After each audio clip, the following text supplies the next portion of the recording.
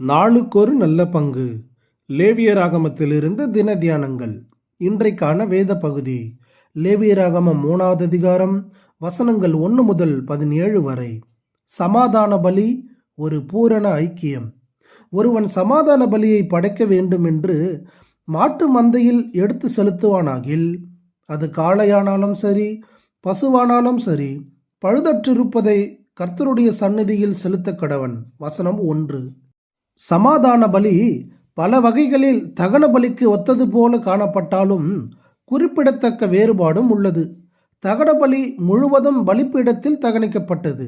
ஆனால் சமாதான பலியில் கொழுப்பும் முக்கியமான உள்ளுறுப்புகளும் தகனிக்கப்பட்டன. அதனுடைய மாம்சம் ஆசாரியர்கள் உண்ணுவதற்காக பிரித்து வைக்கப்பட்டது. இது கிறிஸ்துவுக்கும் தேவனுக்கும் உள்ள பரிபூர்ணமான ஐக்கியத்தை தெரிவிக்கிறது.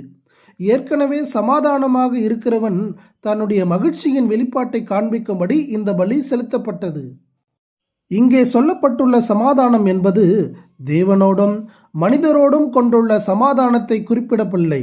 மாறாக தேவனோடு உள்ள உறவின் மூலமாக நம்முடைய இருதயத்தில் நாம் பெற்றிருக்கிற சமாதானத்தை குறிக்கிறது. இந்த சமாதானம் மனித இருதயத்தின் அடிப்படை தேவையாய் இருக்கிறது. சமாதானம் இல்லாத வாழ்க்கை குழப்பமுள்ள வாழ்க்கையாகவே இருக்கிறது. தேவ சமாதானம் எப்பொழுதும் நம்முடைய இருதயத்தை ஆளுகை செய்ய வேண்டும்.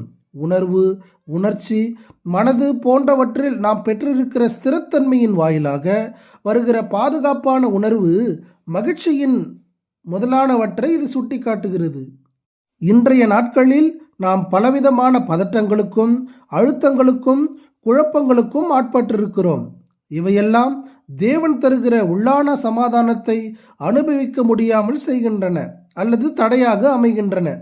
இத்தகைய எதிர்மறை காரியங்கள் நம்முடைய சரீர ஆரோக்கியத்தை பாதிக்கின்றன. உலகத்தார் இவற்றிலிருந்து விடுபட பல்வேறு உபாயங்களையும் மருந்து மாத்திரைகளையும் நாடி தேடுகிறார்கள். ஆயினும் இப்பிரச்சனையிலிருந்து நிரந்தரமான விடுதலைக்கு வாய்ப்பின்றி அலைகிறார்கள். விசுவாசிகளாகிய நமக்கோ ஆண்டவர் இந்த சமாதானத்தை தருவேன் என்று வாக்கு அருளி இருக்கிறார். சமாதானத்தை உங்களுக்கு வைத்து போகிறேன், என்னுடைய சமாதானத்தையே உங்களுக்கு கொடுக்கிறேன். உலகம் கொடுக்கிற பிரகாரம் நான் உங்களுக்கு கொடுக்கிறதில்லை. உங்கள் இருதயம் கலங்காமலும் பயப்படாமலும் இருப்பதாக என எதிர்காலத்தை குறித்த நிச்சயமற்ற நிலையில் இருதயத்தில் கலங்கி போயிருந்த சீடர்களுக்கான அருமருந்தில் ஒன்றாகவே இதை அவர் கூறினார். பவுலும் இதை குறித்து தேவ சமாதானம் உங்கள் இருதயங்களில் ஆழக்கடுவது என்று கொலோசையர் 3:15 கூறுகிறார்.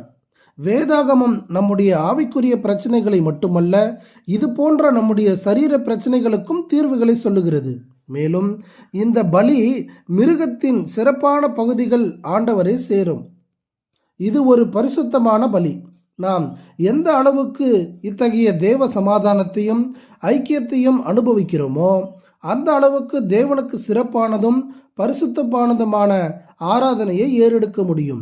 இது உற்சாகத்தின் மிகுதியால் மனப்பூர்வமாக செலுத்தப்படுகிற பலி.